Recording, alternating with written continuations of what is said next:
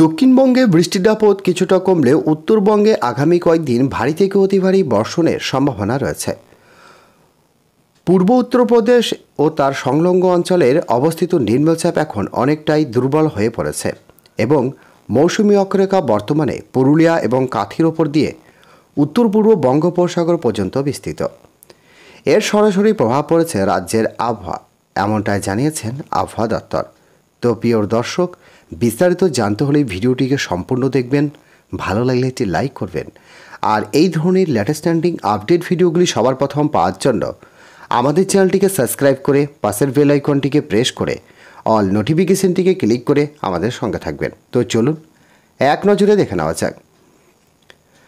গাঙ্গে পশ্চিমবঙ্গে মৌসুমী অক্ষরেখা প্রভাব দুর্বল হওয়ায় দক্ষিণের জেলাগুলিতে ভারী বৃষ্টিপাতের সম্ভাবনা নেই। কোথাও কোথাও হালকা থেকে মাঝারি বৃষ্টির পূর্বাভাস দেওয়া হয়েছে, তবে তাপমাত্রা আর্দ্রতার কারণে অস্বস্তি বাড়বে। আজ ও আগামীকাল উত্তর দক্ষিণ 24 পরগনা, পূর্ব পশ্চিম মেদিনীপুর, পশ্চিম বর্ধমান, বাঁকুড়া, পুরুলিয়া বজ্রবিদ্যুৎ সহ বিক্ষিপ্ত বৃষ্টির সম্ভাবনা বেশি। শুক্রবার থেকে দক্ষিণবঙ্গের বৃষ্টির পরিমাণ কমতে পারে এবং আর্দ্রতাজনিত অস্বস্তি দিনের তাপমাত্রা আরও বাড়তে পারে। অন্যদিকে উত্তরবঙ্গে এবার বর্ষা মারাত্মক রূপ নিতে চলেছে। আগামী কয়েক দফায় ভারী থেকে অতি ভারী বৃষ্টির সতর্কবার্তা জারি করা হয়েছে।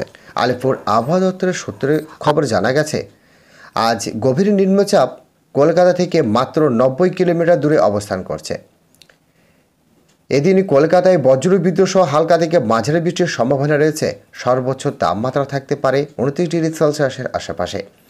কলকাতায় সকাল থেকেই থেমে থেমে বৃষ্টি চলছে।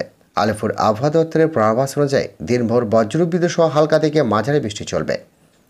জলজট এবং যানজটের ভোগান্তির বাড়তে পারে সাধারণ মানুষদের, এমনটাই জানিয়েছেন তারা।